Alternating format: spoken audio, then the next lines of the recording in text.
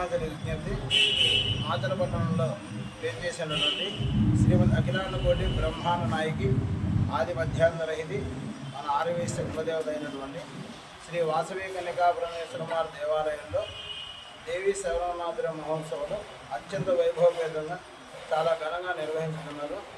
3వ తారీఖు నుంచి ప్రారంభమవుతాయి.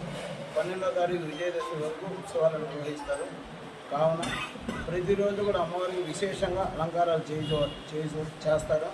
అదేవిధంగా 3వ తారీఖు గురువారం అమ్మవారి యొక్క అలంకరణ శ్రీ బాలా త్రిపుర సుందరీదేవిగా అమ్మవారికి అలంకరిస్తారు.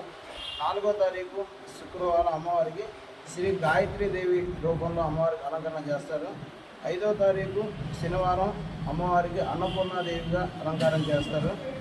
6వ తారీఖు ఆదివారం అమ్మవారికి శ్రీ గౌరీదేవిగా అలంకరణ చేస్తారు. అదే రకంగా 7వ తారీఖు సోమవారం అమ్మవారికి శ్రీ ఐంద్రీదేవి అమ్మవారి యొక్క అలంకారంలో చేస్తారు.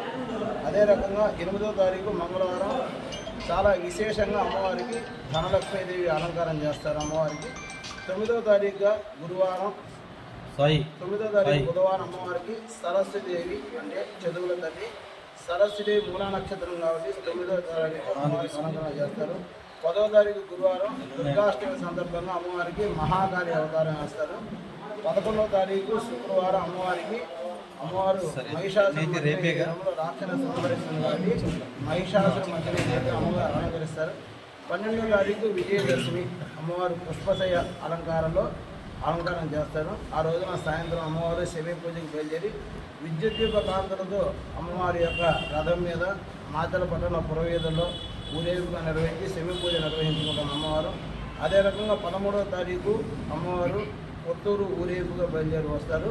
బాణసంచారం కూడా విద్యుత్ కాంతులతో చాలా వైభవపేతంగా ఈ దసరా నవరాత్రి ఉత్సవాలు బ్రహ్మాండంగా భక్తుల సహాయ సహకారంతో మాచలపట్నం ఆర్యవేశ్యుల యొక్క ప్రోత్సాహంతో అమ్మవారి యొక్క దసరా శరన్నవరాత్రి నిర్వహిస్తారు.